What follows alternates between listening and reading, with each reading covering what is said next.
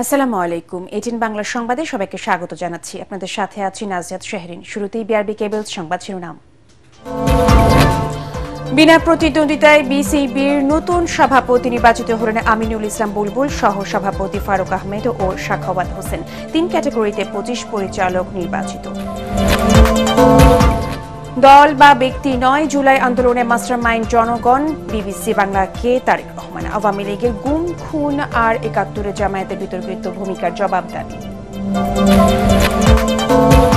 বিদেশি শক্তির উপর ভর করে ক্ষমতায় যেতে চায় না জামায়াত, মিয়া গোলাম পরোয়ার। ডাক্তার শফিকুর রহমানের সাথে তুরস্কের উপ পররাষ্ট্রমন্ত্রীর বৈঠক। সুষ্ঠু ভোট আয়োজনে নির্বাচন কমিশন বদ্ধপরিকর, জানালেন সিইসি। লেভেল প্লেইং ফিল্ড নিশ্চিতে অংশীজন ও গণমাধ্যমের সহযোগিতা কামনা। বাংলাদেশে দ্রুত নির্বাচন দেখতে চায় ভারত। দেশটির পররাষ্ট্র সচিব। শেখ হাসিনাকে ফেরত পাঠানোর বিষয়টি পরীক্ষা নিরীক্ষা চলছে।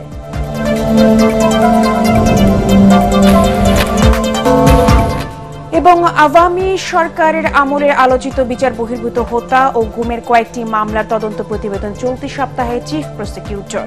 সবাইকে বিচারের মুখোমুখি করার হুঁশিয়ারি। শুনছিলেন বিআরবি কেবল সংবাদ শিরোনাম, এবারে বিস্তারিত। আমিনুল ইসলাম বুলবুলি বাংলাদেশ ক্রিকেট বোর্ড বিসিবির সভাপতি নির্বাচিত হলেন।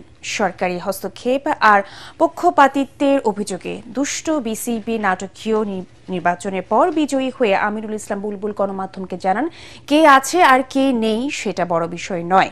বাংলাদেশের ক্রিকেটের উন্নয়নে সবাইকে নিয়েই কাজ করতে চান তিনি। সহসভাপতি হয়েছেন সাবেক সভাপতি ফারুক আহমেদ এবং বরিশাল থেকে নির্বাচিত সাখাওয়াত হোসেন। এর আগে রাজধানীর এক হোটেলে পরিচালনা পর্ষদের নির্বাচনে ২৫ জন পরিচালক নির্বাচিত হন। পরাগার মারের রিপোর্ট। তামিম ইকবাল সহ এক পক্ষ বিসিবি নির্বাচনে প্রার্থিতা প্রত্যাহার করায় আমিনুল ফারুকদের জয় জয়কার হবে এমনটা অনুমতি ছিল। নির্বাচন কমিশনের ঘোষণা ছিল আনুষ্ঠানিকতা মাত্র। বিসিবি সভাপতি হিসেবে আবারও নির্বাচিত হন আমিনুল ইসলাম বুলবুল। মোহাম্মদ আমিনুল ইসলাম বুলবুল সভাপতি নির্বাচিত হয়েছেন। দুজন সভাপতি আনকন্টেস্টেড ইলেক্টেড হয়েছেন। একজন হচ্ছেন মোহাম্মদ সাখাওয়াত হোসেন ক্যাটাগরি ১ থেকে, আর ক্যাটাগরি ২ থেকে ফারুক আহমেদ সাহেব। এবারের নির্বাচনে ১৫৬ জন কাউন্সিলের মধ্যে ১১৫ জন ভোটাধিকার প্রয়োগ করেন। শতকরা হার ৭৩.৭১। জেলা ও বিভাগ ক্যাটাগরিতে ৩৫ জনের মধ্যে ভোট দিয়েছেন ৩০ জন, ক্লাব ক্যাটাগরিতে ৭৬ জনের মধ্যে ৩২ জন এবং ক্যাটাগরি ৩-এ ৪৫ জনের মধ্যে ৪৩ জন ভোটাধিকার প্রয়োগ করেছেন। সভাপতি নির্বাচিত হয়ে দেশের ক্রিকেটের উন্নয়নে সবাইকে নিয়ে কাজ করার অঙ্গীকার করেন আমিনুল ইসলাম। ২৩টা ডিপার্টমেন্ট আছে, ২৩টা ডিপার্টমেন্ট আমরা কিভাবে দায়িত্ব দেব সেটা আমরা আজকে রাতে কিছু প্ল্যান করবো এবং কালকে আমাদের বোর্ড মিটিংয়ে আমরা সেটা আলোচনা করব। তবে এখানে গুরুত্বপূর্ণ একটা ব্যাপার হচ্ছে যে এখানে যে আমাদের এই বোর্ডটা একেবারে নতুন, আজকেই জন্মগ্রহণ করলো বলতে পারেন। তবে স্কিল সেটটা দেখতে হবে এবং কোন স্কিল সেটের সাথে কোন ডিপার্টমেন্ট যায় সেটাও আলোচনা করে তারপরে আমরা এই পদগুলো আমরা ডিক্লেয়ার করব। আমরা রিকোয়েস্ট করব যে ক্রিকেটটা কত গুরুত্বপূর্ণ, ক্রিকেটটা যেন ব্যাহত না হয়, ক্রিকেটের কন্টিনিউশনটা যেন থাকে, সেই লক্ষ্যে আমরা কাজ করে যাব। দেশের ক্রিকেটের উন্নয়নে আগামী ৪ বছরের জন্য বিসিবি পরিচালনা পর্ষদের দায়িত্ব পেলেন নির্বাচিত পরিচালকরা। পূর্ণাঙ্গ বোর্ড হয়েছে, আমরা সামনের দিকে দেখতে চাই। কি হয়েছে, মানুষের জীবনে অনেক ধরনের অ্যাক্সিডেন্ট হয়, ভেহিকলস হয়, বাট আমার কথা হলো গিয়ে এখন আমাদের একটাই লক্ষ্য, সামনের দিকে এগিয়ে যাওয়া। আমরা তো নতুন, বাট আপনাদেরকে নিশ্চয়তা দিচ্ছি এটা আমরা আমাদের সাধ্যের সর্বোচ্চ দিয়ে কাজ করব, শুধু আপনাদের সহযোগিতা চাই। মঙ্গলবার দুপুরে বিসিবি কার্যালয়ে হবে বোর্ড সভা। সেখানে পরিচালকদের দায়িত্ব বন্টনের সম্ভাবনা রয়েছে। পরাগার মান, এটিএন বাংলা, ঢাকা। দ্রুতই দেশে ফিরে জাতীয় নির্বাচনে অংশ নেবেন জানিয়ে বিএনপি ভারপ্রাপ্ত চেয়ারম্যান তারেক রহমান বলেছেন, তার মন বাংলাদেশে পড়ে আছে। ১৭ বছর পর গণমাধ্যমে দেয়া সাক্ষাৎকারে তিনি বলেন, আওয়ামী লীগ রাজনীতি করতে পারবে কিনা জুলাই গণহত্যা, গুম খুন, দুর্নীতির বিচারের মাধ্যমে তা নির্ধারিত হবে। জামায়াতকে উদ্দেশ্য করে তিনি বলেন, ৭১ এর বিতর্কিত ভূমিকার জন্য তাদেরকে জবাব দিতে হবে। জামায়াতের নেতৃত্বে নির্বাচনী জোট নিয়ে বিএনপি উদ্বিগ্ন নয় জানিয়ে তারেক রহমান বলেন, তার মিত্রদের নিয়ে নির্বাচন ও রাষ্ট্র পুনর্গঠন করতে চায় বিএনপি। মহিনুল হাসান জানাচ্ছেন বিস্তারিত। অনেক ধন্যবাদ বিবিসি বাংলার সাথে যোগ দেওয়ার জন্য। ধন্যবাদ। লন্ডনে নির্বাসিত জীবন কাটানো বিএনপির ভারপ্রাপ্ত চেয়ারম্যান তারেক রহমান দীর্ঘ 17 বছর পর গণমাধ্যমের মুখোমুখি। ভার্চুয়ালি বিবিসি বাংলাকে দেয়া সাক্ষাৎকারে তিনি খোলামেলা কথা বলেন জাতীয় নির্বাচন, জুলাই গণ অভ্যুত্থান, আওয়ামী লীগের রাজনৈতিক ভবিষ্যৎ সহ দলের নানা প্রসঙ্গ নিয়ে। কবে দেশে ফিরছেন এমন প্রশ্নের জবাবে তারেক রহমান বলেন তার মন বাংলাদেশেই পড়ে আছে। ফিজিক্যালি হয়তো আমি এই দেশে আছি, বাট মন মানসিকতা সবকিছু মিলিয়ে তো আমি গত 17 বছর ধরে বাংলাদেশেই রয়ে গিয়েছি। কিছু সঙ্গত কারণে হয়তো ফিরাটা হয়ে উঠেনি এখনো, তবে সময় তো চলে এসছে মনে হয়। ইনশাল্লাহ দ্রুতই ফিরে আসবো। জনগণের প্রত্যাশিত নির্বাচন হবে, সেই নির্বাচনের সময় কেমন করে দূরে থাকবো। প্রধানমন্ত্রী পদের প্রত্যাশী হিসাবে আমরা তারেক রহমানকে দেখতে পাবো, সেটা আমরা নিশ্চিতভাবে বলতে পারি। এটির সিদ্ধান্ত তো বাংলাদেশের জনগণের। তিনি বলেন জুলাই গণ অভ্যুত্থানের কৃতিত্ব কোনো একক ব্যক্তি বা দলের নয়, গোটা দেশের মানুষের। জুলাই আন্দোলনে আমি কখনোই মাস্টার মাইন্ড হিসেবে দেখি না। বাংলাদেশের ইতিহাসে এখন পর্যন্ত এটি একটি অবিস্মরণীয় ঘটনা। এই আন্দোলন, মানুষের এই আত্মত্যাগ, দল মত নির্বিশেষে, শ্রেণী বিন্যাস নির্বিশেষে প্রত্যেকটি মানুষের অবদান আছে। এই আন্দোলনের মাস্টার মাইন্ড কোনো দল, কোনো ব্যক্তি নয়। এই আন্দোলনের মাস্টার মাইন্ড বাংলাদেশের গণতান্ত্রিক জনগণ। আওয়ামী লীগের রাজনীতিতে ফেরার সুযোগ নিয়ে বিবিসির প্রশ্নের জবাবে তারেক রহমান বলেন বিএনপি বহুদলীয় রাজনীতিতে বিশ্বাসী, তবে প্রতিটি অপরাধের জন্য আওয়ামী লীগকে বিচারের মুখোমুখি হতে হবে।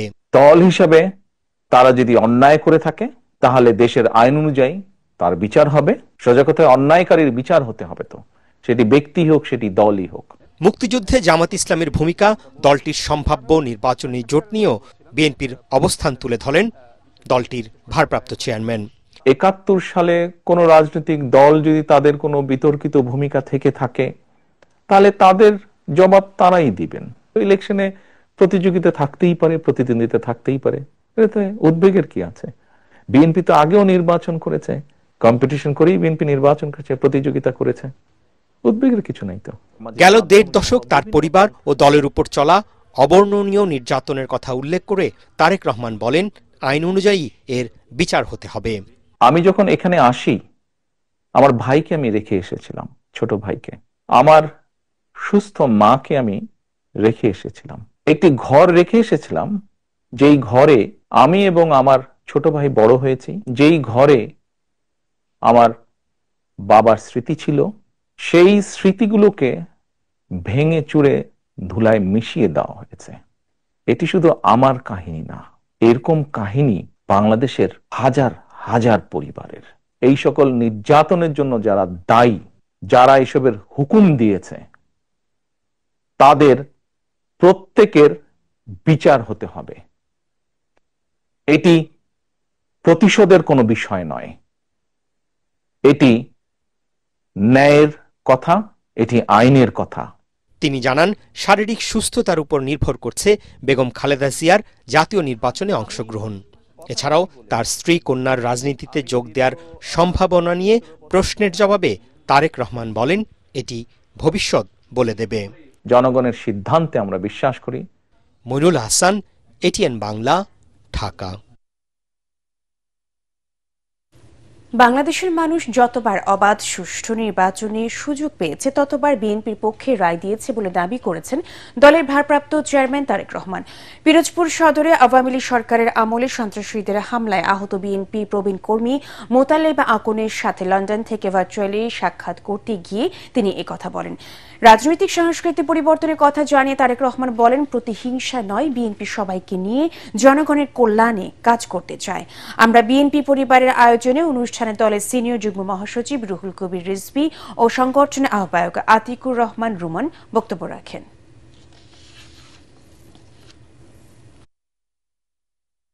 অনেক হয়েছে আন্দোলন, অনেক হয়েছে স্লোগান, অনেক হয়েছে মিছিল, অনেক হয়েছে মিটিং।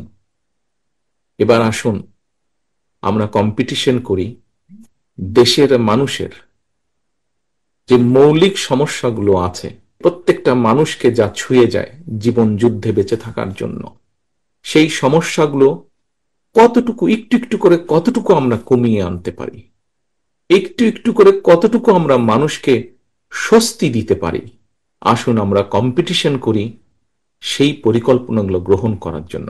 দেশের জনগণ যাদেরকে সুযোগ দিবে তারা যেন একটু একটু করে সেই পরিকল্পনাগুলো বাস্তবায়িত করতে পারে।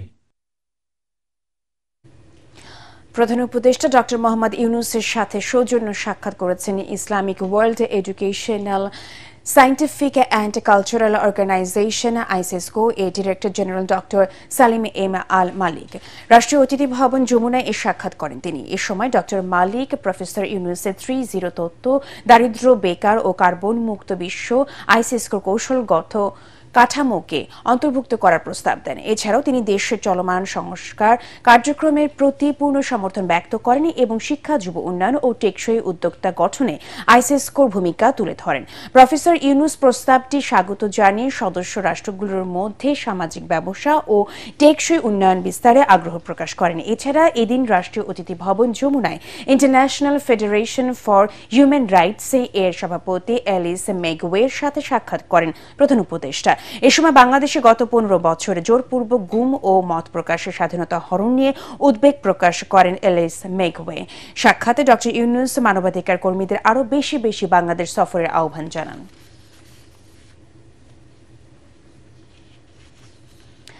বিএনপি মহাসচিব মির্জা ফখরুল ইসলাম আলমগীরের সাথে সৌজন্য সাক্ষাৎ করেছেন ঢাকা সফররত তুরস্কের উপপররাষ্ট্রমন্ত্রী বেরিস একিঞ্চি। বিএনপি চেয়ারপারসনের গুলশান কার্যালয়ের সাক্ষাতে বাংলাদেশ তুরস্কের মধ্যে ব্যবসা, বাণিজ্য, স্বাস্থ্য, জ্বালানি ও প্রযুক্তিগত সহায়তা বৃদ্ধি নিয়ে আলোচনা হয়। এছাড়া বাংলাদেশ সরকারের সাথে প্রতিরক্ষা সহায়তা নিয়ে যে আলোচনা চলছে তা অব্যাহত রাখা নিয়েও কথা হয়েছে বলে সংবাদ সম্মেলনে জানান বিএনপি নেতারা। বিএনপির স্থায়ী কমিটির সদস্য আমির খুসরো মাহমুদ চৌধুরী, সালাউদ্দিন আহমদ ছাড়াও ঢাকায় তুরস্কের রাষ্ট্রদূত রামিজ সেন ও এ সময় উপস্থিত ছিলেন। আমির খুসরো জানান, আগামী ফেব্রুয়ারিতে হতে যাওয়া নির্বাচনের মাধ্যমে দায়িত্ব নিতে যাওয়া নতুন সরকারের সাথে কাজ করতে আগ্রহ নিয়ে অপেক্ষা করছে তুরস্ক সরকার।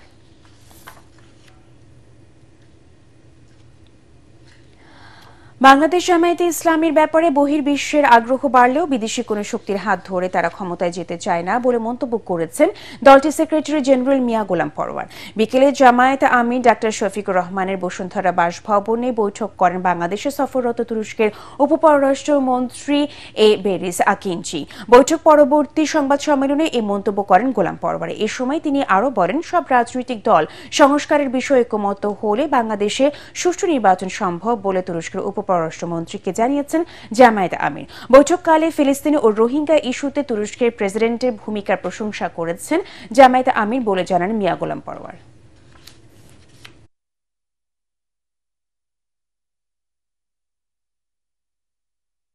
জাতীয় নির্বাচনে আমাদের প্রস্তুতি, সংস্কার, ফেব্রুয়ারিতে নির্বাচন হওয়া নিয়ে যে আশাবাদ, সেগুলো নিয়ে সম্মানিত আমির জামাতের সঙ্গে মত বিনিময় করেছেন। আমির জামাতও আশাবাদ ব্যক্ত করেছেন যে সংস্কার ইস্যুতে মতৈক্যের যে একটা সম্ভাবনা দেখা দিয়েছে, যদি সকল রাজনৈতিক দল এবং স্টেক হোল্ডাররা একটা ঐক্যমতে পৌঁছানো সম্ভব হয়, তাহলে ফেব্রুয়ারির যে টাইম লাইন, সেখানে একটা নির্বাচন, একটা ক্রেডিবল, একটা ফ্রি ফেয়ার ইলেকশন হওয়া সম্ভব। তুরস্কের foreign affairs deputy minister Berris একিঞ্চির সঙ্গে বৈঠক করেছে জাতীয় নাগরিক পার্টি এনসিপির আহ্বায়ক নাহিদ ইসলাম নেতৃত্বে 6 সদস্যের প্রতিনিধি দল। তুরস্ক দূতাবাসে অনুষ্ঠিত বৈঠকে বাংলাদেশের অবাধ ও নিরপেক্ষ নির্বাচন, সংবিধান সংস্কার সহ দেশের সার্বিক পরিস্থিতি নিয়ে আলোচনা করা হয়।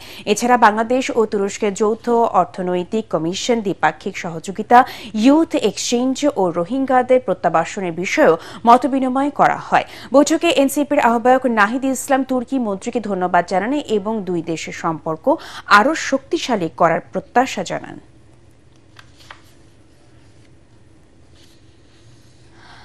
বাংলাদেশে দ্রুত নির্বাচন দেখতে চায় ভারত। যে ক্ষমতায় আসবে তার সাথে কাজ করতে প্রস্তুত বলেও জানিয়েছে নয়াদিল্লি। সোমবার নয়াদিল্লিতে ডিপ্লোম্যাটিক করেসপন্ডেন্ট অ্যাসোসিয়েশন বাংলাদেশ ডিক্যাবের সাথে মতবিনিময়কালে মন্তব্য করেন দেশটির পররাষ্ট্র সচিব বিক্রম মিশ্রি। তিনি জানান, ভারত প্রত্যাশা করে বাংলাদেশে অবাধ, সুষ্ঠু, অন্তর্ভুক্তি ও অংশগ্রহণমূলক নির্বাচন হবে। এছাড়া শেখ হাসিনাকে ফেরত পাঠানোর বিষয়টি পরীক্ষা নিরীক্ষা চলছে বলেও জানান তিনি।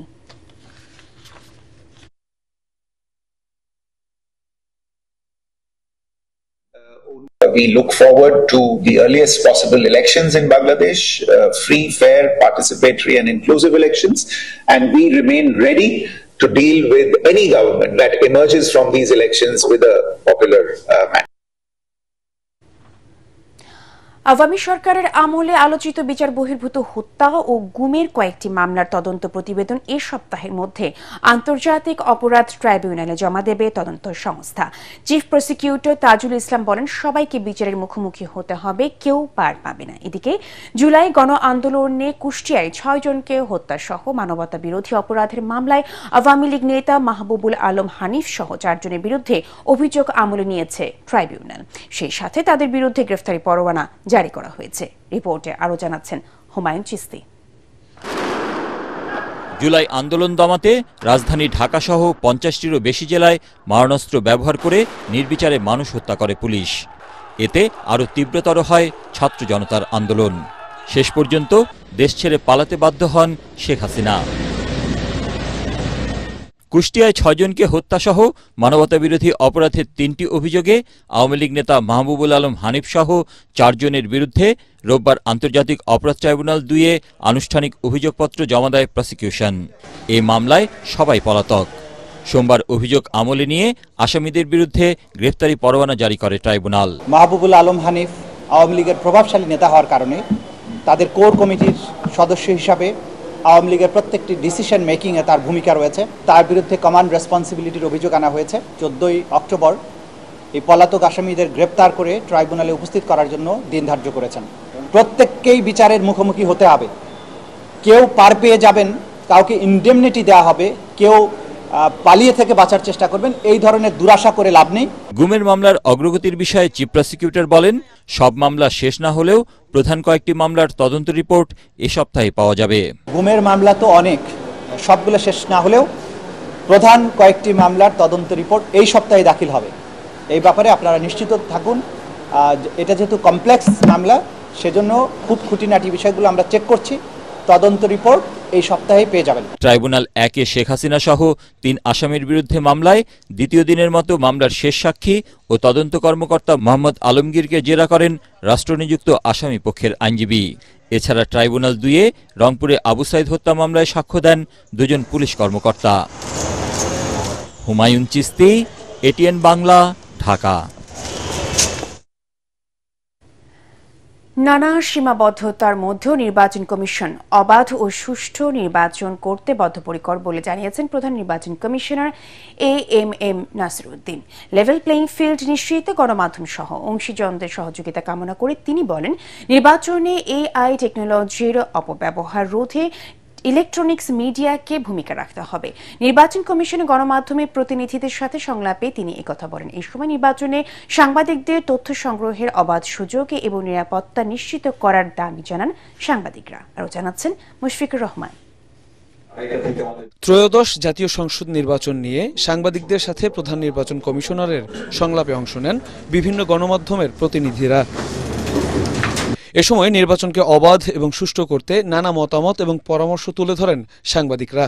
নির্বাচনকে সুষ্ঠু করতে ভোটের সময় মূলধারার সংবাদকর্মীদের বাধ্যবাধকতার বাইরে রেখে নির্বিঘ্নে সংবাদ সংগ্রহের সুযোগ এবং সাংবাদিকদের নিরাপত্তা নিশ্চিত করার দাবি জানান তারা। আপনার গণমাধ্যমকে শত্রু বা সতীনের সন্তান হিসেবে না দেখে নিজের ভাই হিসেবে দেখেন।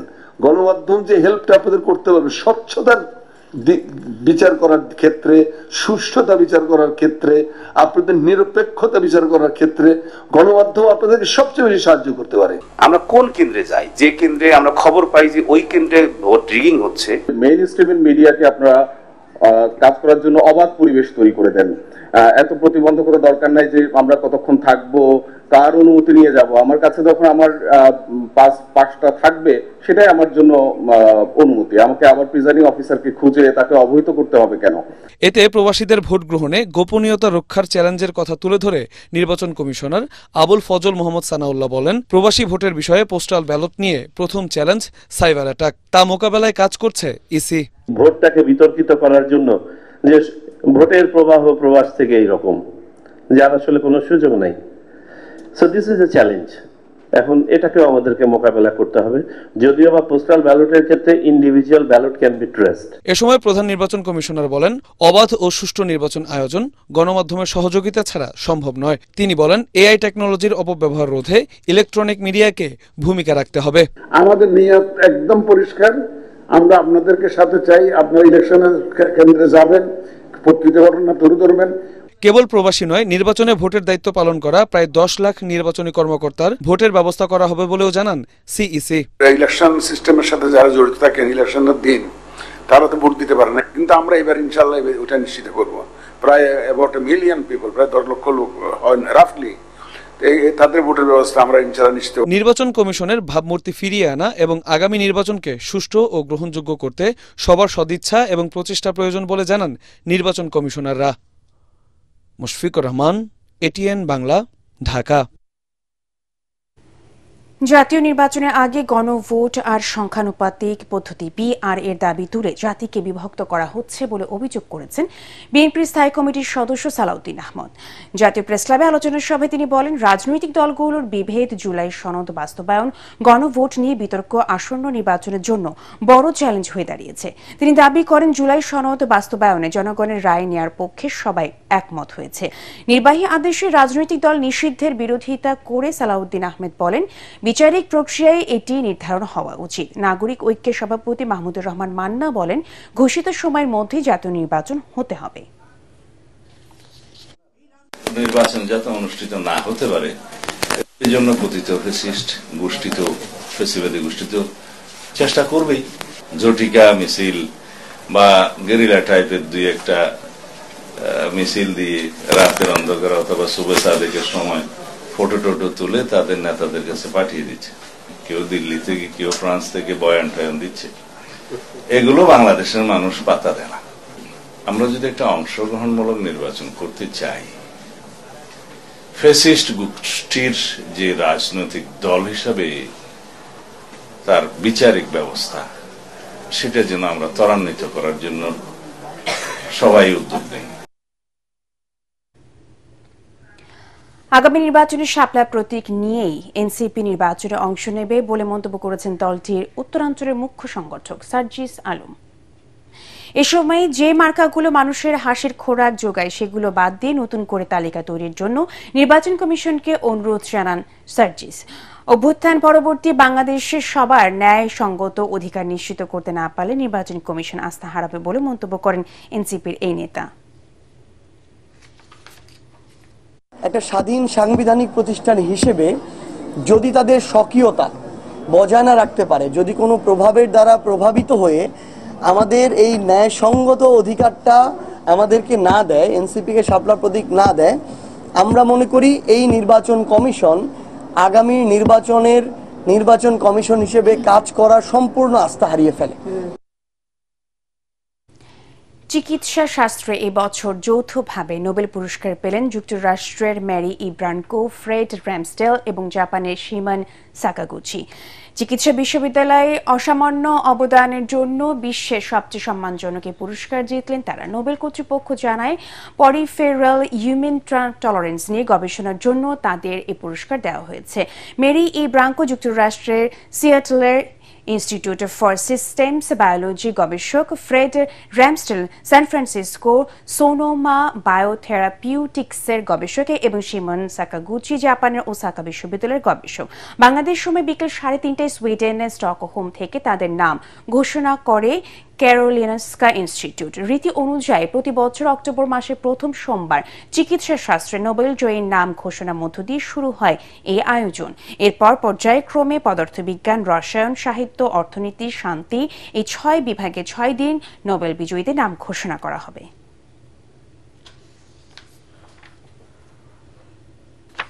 রাষ্ট্রীয় উদ্যোগে সকল ধর্মীয় উৎসব উদযাপন 24 পরবর্তী বাংলাদেশের শুভ সূচনা বলে মন্তব্য করেছেন সাংস্কৃতিক উপদেষ্টা মোস্তফা সরওয়ার ফারুকী। রাজধানী সবুজবাগে বৌদ্ধ মহাবিহারে শুভ প্রবারণা পূর্ণিমা উৎসবে তিনি আরো বলেন, কাউকে বাদ দিয়ে নয়, সবাই মিলে বাংলাদেশ। পরে একাধিক ফানুস উড়িয়ে উৎসবটি উদযাপন করেন বৌদ্ধ ধর্মাবলম্বীরা।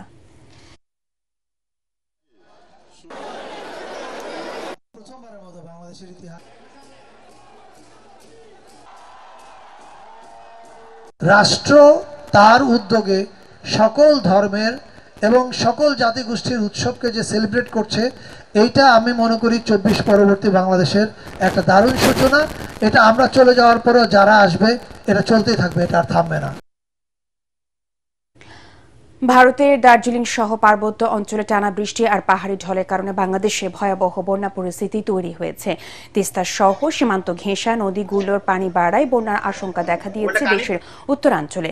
পানির তোড়ে রংপুরের গঙ্গাচড়ায় তিস্তা সেতুর রক্ষা বাঁধে ফাটল দেখা দিয়েছে।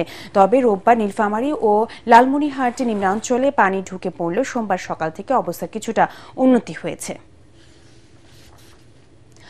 জনসমর্থন নেই বলেই একটি রাজনৈতিক দল পিআর এর দাবি তুলে নির্বাচন বানচালের ষড়যন্ত্র করছে বলে অভিযোগ করেছেন ঢাকা মহানগর উত্তর বিএনপির সাবেক আহ্বায়ক সাইফুল আলম নীরব। রাজধানীর পান্থপথ রাজারবাগ এলাকায় বিএনপি ঘোষিত রাষ্ট্র সংস্কারে 31 দফা কর্মসূচির পক্ষে জনমত গঠনে লিফলেট বিতরণ করতে গিয়ে তিনি একথা বলেন। ঢাকা 12 আসনের বিএনপি মনোনয়ন প্রত্যাশী এই নেতা বলেন, জনগণ ভোট দিয়ে তাদের প্রতিনিধি নির্বাচনে উন্মুখ হয়ে আছে। কোন ষড়যন্ত্রে ফেব্রুয়ারিতে হতে যাওয়া জাতীয় নির্বাচন বানচাল করতে পারবে না।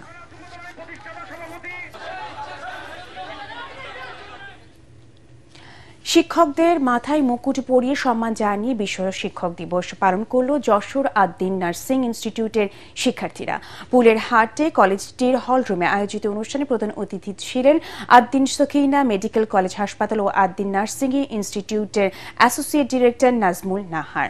যশোর থেকে তামান্না ফারজানার পাঠানো রিপোর্ট। আরও জানাচ্ছেন আসিফুর রহমান সাগর। ভিন্নধর্মী আয়োজনে শিক্ষক দিবস উদযাপন করল যশোর আদ্দিন নার্সিং ইনস্টিটিউটের শিক্ষার্থীরা। শিক্ষক শিক্ষার্থীদের যে গভীর সম্পর্ক, তাই ব্যতিক্রমী আয়োজন নতুন করে সবাইকে মনে করিয়ে দিল। অনুষ্ঠানের প্রধান অতিথি আদ্দিন সকিনা মেডিকেল কলেজ হাসপাতাল ও নার্সিং ইনস্টিটিউটের অ্যাসোসিয়েট ডিরেক্টর নাজমুল নাহার বলেন, শিক্ষকরা জাতির আত্মা। শিক্ষার্থীদের সাফল্যের পেছনে তাদের নিঃস্বার্থ ভালোবাসা, পরিশ্রম আর ত্যাগের অবদানই সবচেয়ে বড়। শিক্ষকরাই হলেন জাতির আত্মা। ছাত্রীদের শিক্ষার পিছনে, সাফল্যের পেছনে যাদের সবচেয়ে বেশি অবদান থাকে তারাই হলেন শিক্ষক। সভাপতিত্ব করেন অধ্যক্ষ ডক্টর ফিরোজা বেগম। উপস্থিত ছিলেন উপাধ্যক্ষ মেহেরুন্নেসা মেরি সহ শিক্ষক ও শিক্ষার্থীরা। লাভ, হেল্প, রেসপেক্ট তিনটে জিনিস খুবই মনোযোগ দিয়ে দেখো। রোগ অসুস্থ হইলে তাকে আমরা সাহায্য করব, বিপদে পড়লে সাহায্য করব, আমরা সবাইকে রেসপেক্ট করব। ছোট আমার কাছ থেকে যাতে রেসপেক্ট পায় এবং বড় যাতে পায়, এই জিনিসটা আমি খেয়াল রাখবো। তাহলে কিন্তু আমাদের মধ্যে কিন্তু ভালোবাসা বেশি আর বাড়বে। আলোচনা পর্ব শেষে ছিল সাংস্কৃতিক পরিবেশনা, কেক কাটা আর শিক্ষকদের সংবর্ধনা। আনন্দ উচ্ছ্বাসে মুখর হয়ে ওঠে পুরো campus. Bureau report, ATN Bangla. Pubali bank বাণিজ্য সংবাদ।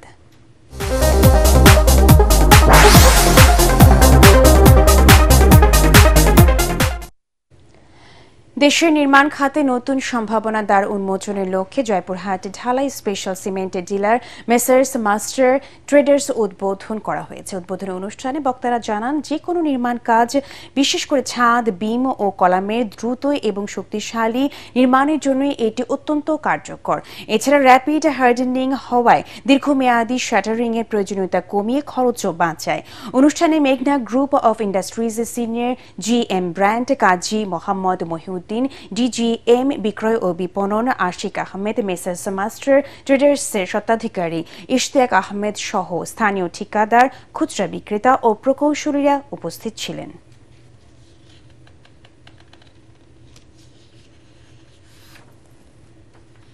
আল আরাফা ইসলামী ব্যাংক অর্থ সংবাদ।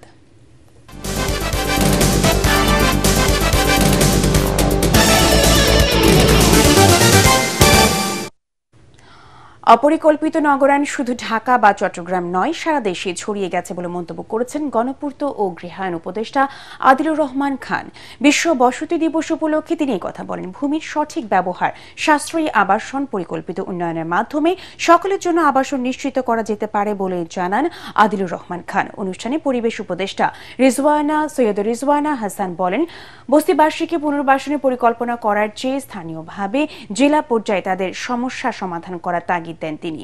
রাজুকের প্লট মধ্যবিত্তরা পাচ্ছে না মন্তব্য করে তিনি বলেন, অথচ ধনীরা এক একজন 6 থেকে 7টি প্লটের মালিক হচ্ছেন। সন্ধানী লাইফ ইন্স্যুরেন্স আন্তর্জাতিক সংবাদ।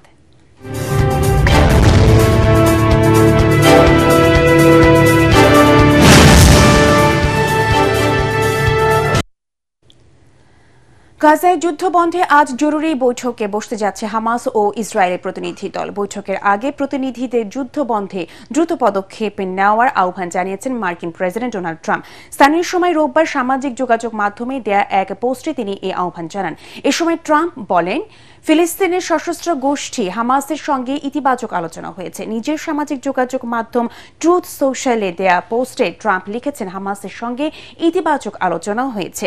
চলতি সপ্তাহের শেষে বিশ্বের অনেক দেশ গাজায় যুদ্ধ বন্ধে এবং জিম্মিদের মুক্তির বিষয়ে, বিশেষ করে মধ্যপ্রাচ্যে বহুল প্রত্যাশিত শান্তি প্রতিষ্ঠার প্রচেষ্টায় জড়িত ছিল। ট্রাম্প আরও লিখেছেন, এসব আলোচনা সফল হয়েছে এবং দ্রুত এগোচ্ছে। খেলার খবর।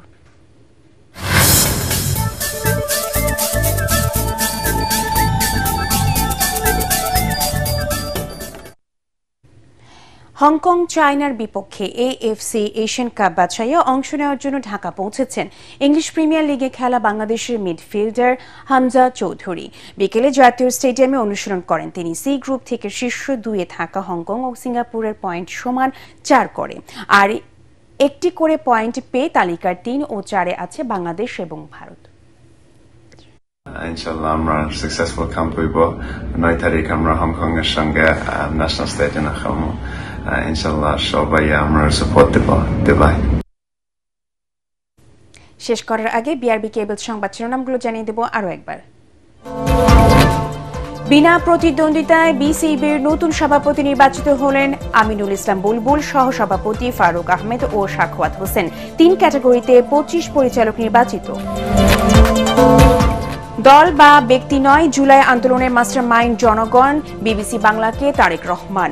আওয়ামী লীগের গুম খুন আর 71-এ জামায়াতের বিতর্কিত ভূমিকার জবাব দাবি। বিদেশি শক্তির উপর ভর করে ক্ষমতায় যেতে চায় না জামায়াত, মিয়া গোলাম পরোয়ার। ডাক্তার শফিকুর রহমানের সাথে তুরস্কের উপ পররাষ্ট্রমন্ত্রী বৈঠক। সুষ্ঠু ভোট আয়োজনে নির্বাচন কমিশন বদ্ধপরিকর, জানালেন সিইসি। লেভেল প্লেইং ফিল্ড নিশ্চিতে অংশীজন ও গণমাধ্যমের সহযোগিতা কামনা। বাংলাদেশে দ্রুত নির্বাচন দেখতে চায় ভারত। দেশটির পররাষ্ট্র সচিব শেখ হাসিনাকে ফেরত পাঠানোর বিষয়টি পরীক্ষা নিরীক্ষা চলছে।